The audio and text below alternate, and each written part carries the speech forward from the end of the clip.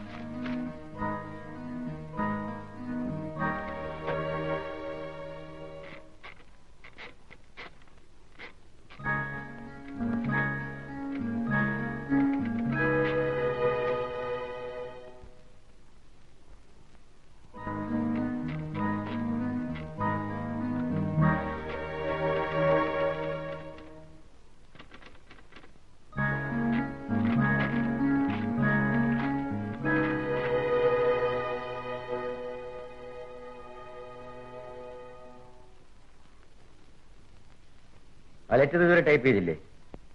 ഇല്ല സാർ. ഒരു ചെറിയ ലെറ്റർ ടൈപ്പ് ചെയ്യാൻ ഇത്രയും സമയം വേണം?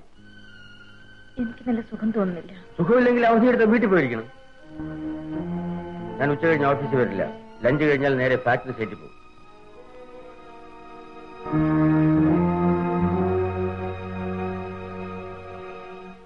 എല്ലാം ശരിയാവും. ദൈവം പേടിക്കാതിരിക്കും എന്നാണ് ഞാനും വിചാരിച്ചിരുന്നത്. പക്ഷെ ഒന്നല്ല രണ്ടല്ല 5 ദിവസമായി. I can't stand it. ദേവിയോട് മാത്രമാണോ ഈ ചാടിക്കടിക്കല്? അതോ എല്ലാരോടും ഉണ്ടോ? പൊതുവെ ഒരു ബാഡ് മൂഡാണ്. എന്റെ നേർക്കാണ് കൂടുതൽ. എന്നെ കാണുമ്പോൾ തന്നെ എന്തോ ഒരു ശത്രുത പോലെ. അത് ദേവിക്ക് വെറുതെ തോന്നുകയാണ്. കൂടുതൽ സ്നേഹമുള്ളപ്പോൾ അങ്ങനെ തോന്നും. എനിക്ക് തോന്നുന്നത് ബോംബെയിൽ എന്തെങ്കിലും തകരാറ് പറ്റിയിട്ടുണ്ടാവണമെന്നാണ്. അല്ലാതെ വേറെ കാരണമൊന്നുമില്ലല്ലോ. അതല്ല, കടലാസുകളൊക്കെ ഞാൻ കാണുന്നതല്ലേ. എന്നാ പിന്നെന്താ അതിന് പിടികിട്ടാത്തത്?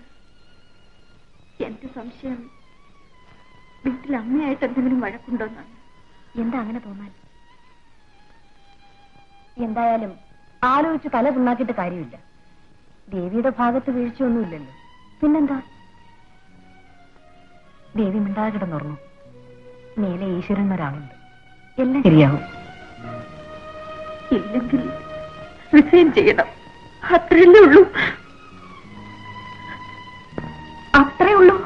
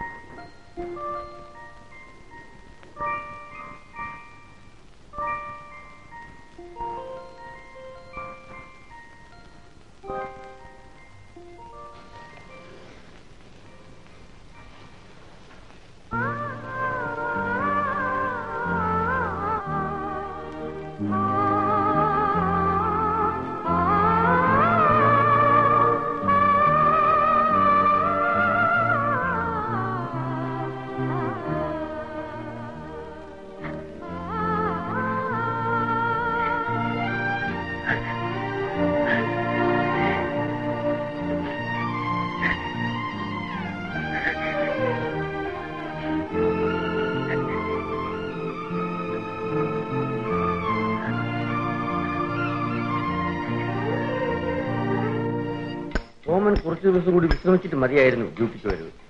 കെട്ടിയവളുടെ കഥാപ്രസംഗം കേൾക്കല് അത്ര വലിയ വിശ്രമമൊന്നുമല്ല. അതിലും നല്ല സംഗീതം ഈ തട്ടലും മുട്ടലും ഒക്കെയാ. ഞാനിത് എത്രയോ മുമ്പ് മനസ്സിലാക്കി. ഭാഗ്യവാൻ. പക്ഷേ എന്താ പക്ഷേ? ഭാഗ്യം നീളുന്ന ലക്ഷണമില്ല. ചന്ദ്രന് കവിത പോരാ എന്നൊരു ആരോപണമുണ്ട്. അത് സപ്ലൈ ചെയ്യാൻ ചിലർക്ക് ആലോചനയും ഉണ്ട്. മിസ്സിസ് തമ്പി അല്ലേ? ഇന്നത്തെ ഡിന്നർ ആദ്യത്തെ കരുനീക്കമാണ്.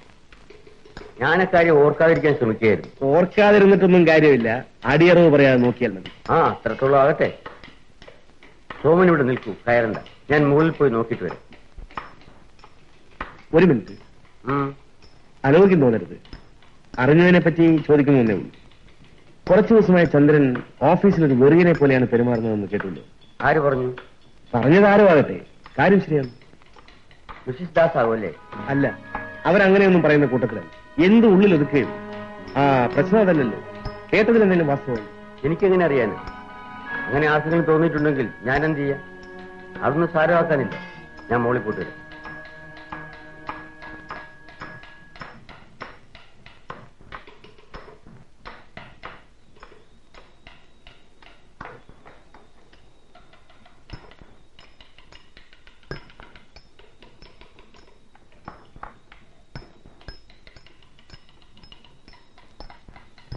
കുറച്ചു ദിവസമായിട്ട് ചന്ദ്രൻ ഓഫീസിൽ ഒരു വെറിയനെ പോലെയാണ് പെരുമാറുന്നത്.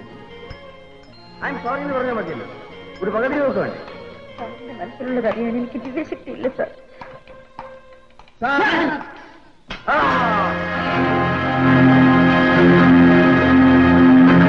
ചന്ദ്ര, എന്തു പറ്റി?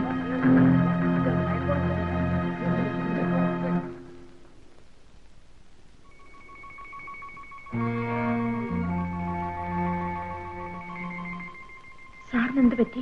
നെറ്റിയിൽ ഒരു തടിക്കഷ്ണം കൊണ്ടതാണ്, വർക്ക് സൈറ്റിൽ വെച്ച്. സാരമില്ല. വലിയ മുറിവാണോ? നോ, ഒരു ചെറിയ പോറലേ ഉള്ളൂ. അല്പം കൊണ്ട് പഴിച്ചിരുന്നെങ്കിൽ കണ്ണു പോയനെന്ന് മാത്രം. ദൈവാധീനമുണ്ട്.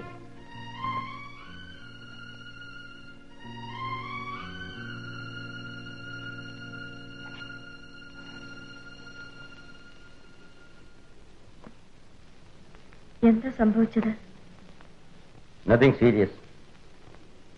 മുറിവ് എത്രത്തോളം? പറഞ്ഞില്ലേ സീരിയസ് ആയിട്ടൊന്നും ഇല്ലാന്ന്. വല്ലാത്ത വേദനയുണ്ടോ? വളരെ സില്ലി ക്വസ്റ്റ്യൻ. മുറിവ് പറ്റിയ വേദന എടുക്കായിരിക്കും എന്ന് വെച്ചാൽ തല വളർത്തുന്ന വേദനയൊന്നുമില്ല. Please go and attend your work. ശല്യപ്പെടുത്താതെ.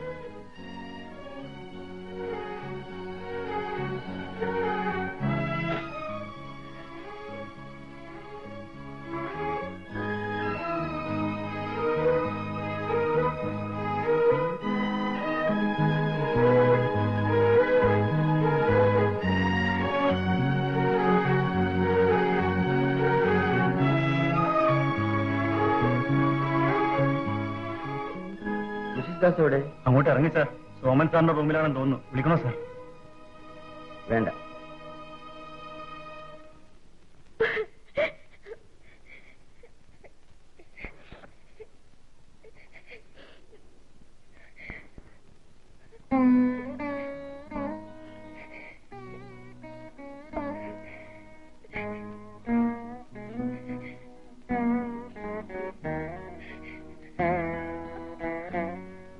കരച്ചിലോട് കരച്ചിലാണല്ലോ. ബോസുമായി എന്തോ കുഴപ്പമുണ്ടായിട്ടുണ്ട്. സൗന്ദര്യപ്പിണക്കായിരിക്കും. അതോ പാവത്തിനെ വെട്ടിവിട്ടോ ആവോ. എത്രയായാലും സെക്കൻഡ് ഹാൻഡ് തിരക്കല്ലേ, മൂപ്പർക്ക് മടുത്തിരിക്കും. എന്നാലും മിസ്സസ് ദാസ് ആള് മോശമില്ല. മിണ്ടാ പൂച്ചയെ പോലെ ഇരുന്നിട്ട് വലിയ കാലം തന്നെ ഉടച്ചു. അവർക്ക് ഇപ്പോഴും ചെറുപ്പമല്ലേ, എങ്കിലും മോഹം കുറച്ച് കടന്നുപോയി. ഹലോ ജൂനിയർ സെക്രട്ടറി, പാകത്തിനൊരു ജൂനിയർ ബോസിനെ വേണോ? അമ്മ വേലി ചാടി, മകള് നിശ്ചയമായും മതിൽ ചാടും.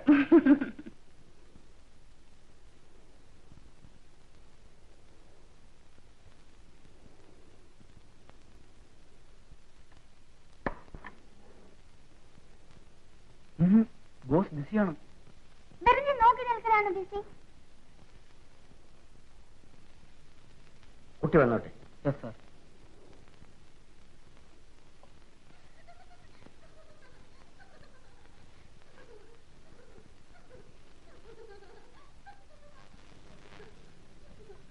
എന്തുവാണോ? അതെ, ഞാൻ തടഞ്ഞു. പക്ഷെ സാറ് വിട്ടോളാൻ പറഞ്ഞു.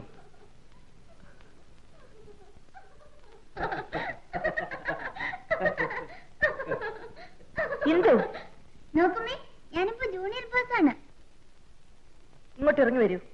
ബോസ് ബിസിയാണ്. എന്തിനോടല്ലേ പറഞ്ഞ് ഇറങ്ങി വരെ? ബോസിനെ ശല്യപ്പെടുത്തണ്ട.